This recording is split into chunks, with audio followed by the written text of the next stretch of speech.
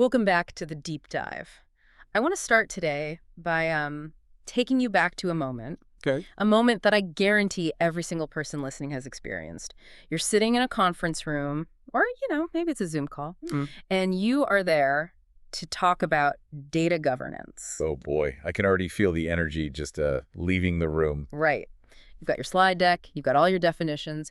You are ready to explain why metadata management is critical for the quarterly projections. Mm-hmm.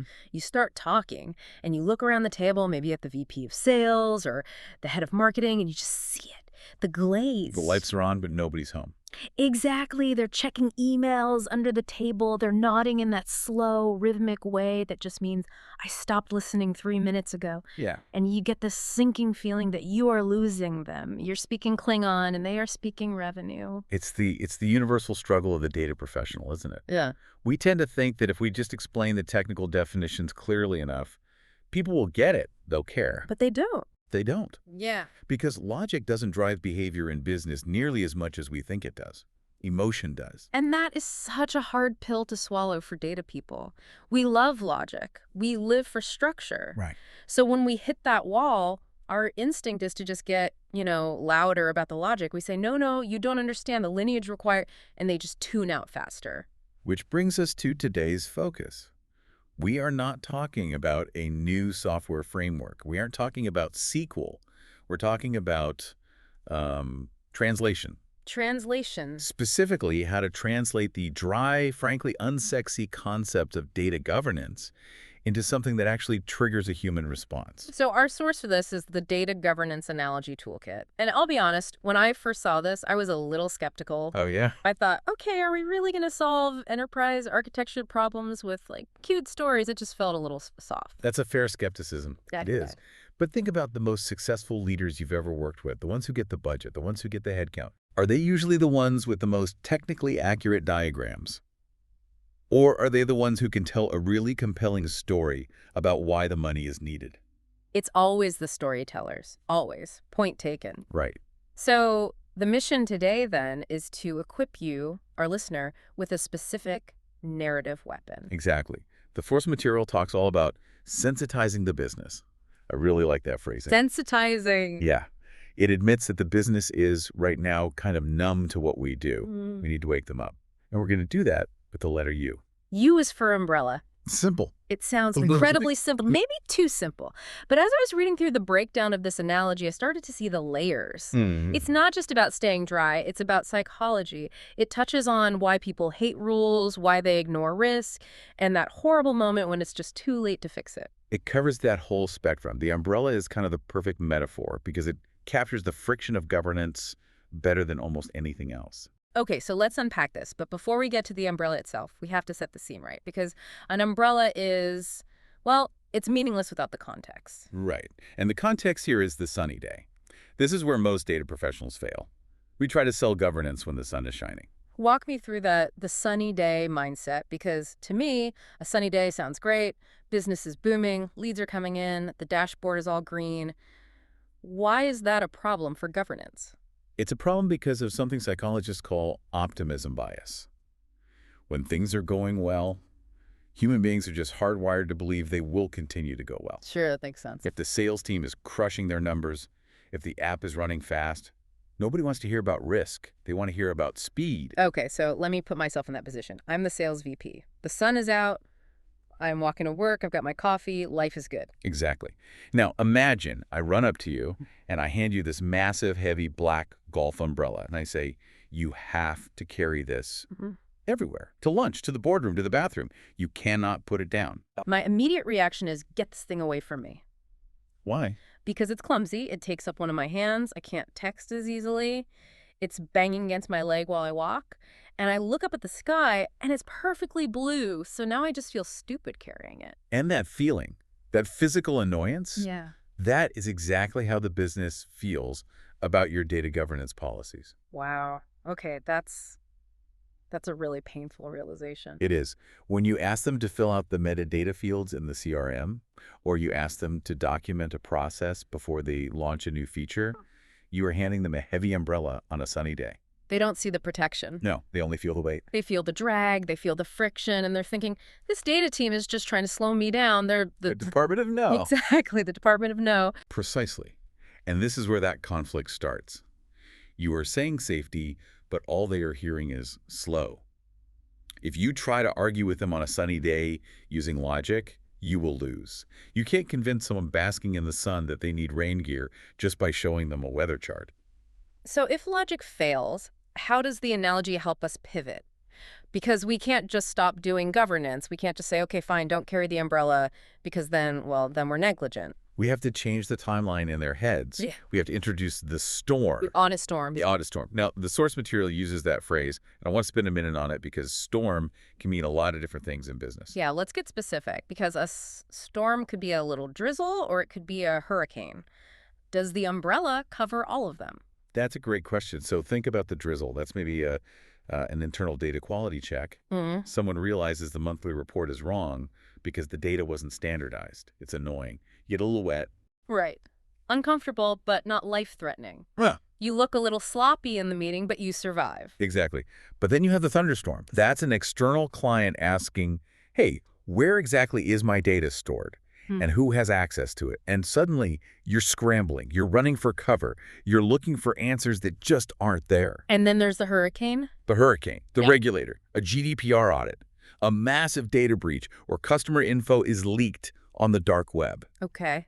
This is not about getting damp. This is about drowning. This is the moment where the sky turns black instantly. And this is the pivot point in the whole narrative. Right. Because what happens to that annoying heavy umbrella when the first crack of thunder hits? It instantly transforms.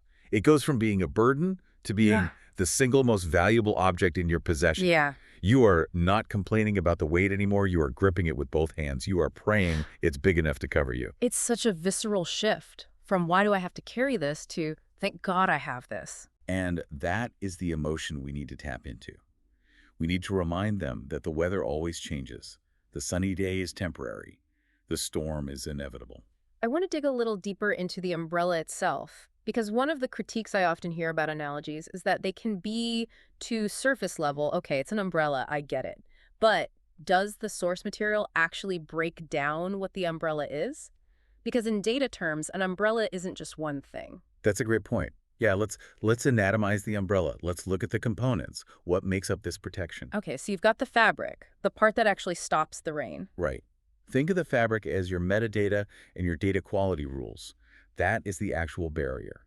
If the fabric has holes in it, if your data quality is poor or your metadata is missing, the rain comes right through. So you might be holding an umbrella, but you're still getting wet. You're still getting wet. That's a great image. We have an umbrella, but it's full of holes. That's what happens when you buy a cheap tool but don't implement it properly. Exactly. Then you have the ribs, the metal structure that gives the umbrella its shape. Without the ribs, the fabric is just a limp rag. So what are the ribs in this analogy? The ribs are your policies and standards. They provide the structure, they define the shape of the protection, they ensure that when you open the umbrella, it actually covers the area it's supposed to cover. If your policies are weak, if the ribs are broken, the umbrella just collapses the moment the wind picks up. And finally, you've got the handle, the thing you actually hold on to. Stewardship, ownership. Someone has to hold the umbrella. Right. You can have the best fabric, which is the technology, and the strongest ribs, the policies. But if nobody's holding the handle, if nobody is accountable for the data, the umbrella is lying in the mud while you get soaked. I love that breakdown. It gives you a way to explain why you need all the parts. You can't just buy the fabric, the software, and expect to be dry if you don't have the handle, the people. Precisely. It turns the analogy into a diagnostic tool. You can ask your stakeholder, which part of our umbrella is broken? Is it the fabric? Or is it that nobody's holding the handle? Okay, I want to put this to the test. Because it's easy to talk about this in a studio. It's harder to do it in a boardroom with a skeptical VP. Let's do it. So I'm going to be the VP of sales. I'm focused on Q3 targets. I'm busy. You are the data governance lead. I've just told you, look, I don't have time for your team to document all these new lead sources. It's going to slow down my reps. We'll fix the data later. Okay, classic scenario. We'll fix it later. Go. I hear you. And I know the team is pushing hard for Q3. And right now, looking at the numbers, it feels like a sunny day. Everything is flowing. Exactly. So just let us run. And we want you to run. But I have to ask you one question. When, not if, but when the auditors come next year to check our lead attribution for the compliance report. What is our answer? We'll cross that bridge when we get to it. We can just pull the logs. We can try, but that's like trying to weave an umbrella while you're standing in a hurricane. You're going to be wet before you even find the needle. The documentation I'm asking for now, that's us buying the umbrella while the sun is out. It costs a little bit of time now, maybe 5 minutes per rep, but it saves us 3 weeks of panic and potential fines later. Do you want to send your reps into a storm with no protection? Okay, that's good. Really good. It shifts the burden. It does. It shifts the burden from compliance to strategy. You made me feel like I was making a bad strategic choice by sending my people out unprepared. And notice, I didn't mention data lineage or taxonomy. I talked about panic versus protection. That brings us right to the core takeaway of this whole deep dive. The motto. Protection beats regret. Protection beats regret. Why does that word regret hit so hard in a business context? You know, we usually talk about ROI or KPIs. Regret feels so personal. Because regret is the emotion of a failed leader. Oof.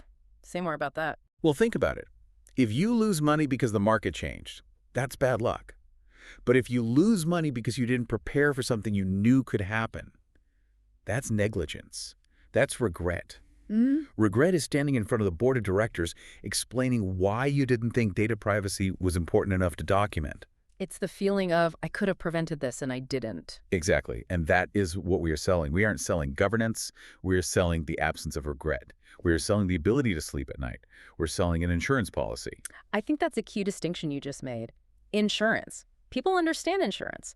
They hate paying the premium, but they never say, I wish I didn't have this when their house burns down. Governance is the premium, the friction of the umbrella. Carrying it, maintaining it, checking the ribs, that is the premium you pay to ensure that when the storm hits, you are the only one on the street who stays dry. And let's be honest, in the data world, the storm is getting worse. The regulatory environment is not getting simpler. AI is making things more chaotic. The weather is getting more extreme. Absolutely. The forecast is like 100% chance of storms. So the idea of leaving the umbrella at home, because it's a nice day today, it's not just optimistic, it's reckless. So practically speaking, for the listeners tuning in, how do they use this? Do they just walk into a meeting and start talking about rain? You can, Yeah. but I think it works best as a recall mechanism. Use the analogy to set the stage at the beginning of a project. This documentation is our umbrella.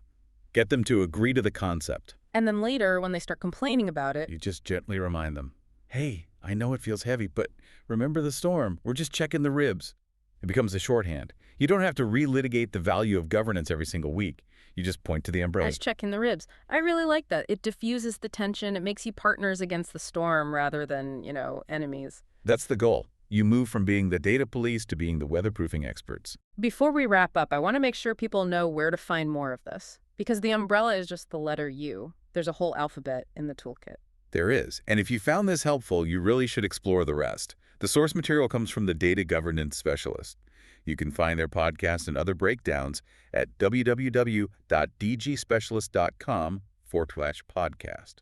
And I believe they have a visual component, too. Yes, for the visual learners, which is great for analogies, check out their YouTube channel at DG Specialist. Seeing the diagrams of the umbrella, the storm, the shield, it really helps cement the ideas. Perfect. So here is your mission for the week, listeners. Next time you feel that glazed over look in a meeting, next time someone rolls their eyes at a policy requirement, don't dig into the technical specs. Don't do it. Just stop, take a breath, look out the window, and ask them, if the auditors knocked on our door right now, would we be dry? Ask them if they have their umbrella, because nobody appreciates it until it rains, but once it starts raining, it's the only thing that matters. Protection beats regret. Every single time. Thanks for diving deep with us today. Keep those umbrellas handy, and we'll see you on the next one. Stay dry, everyone.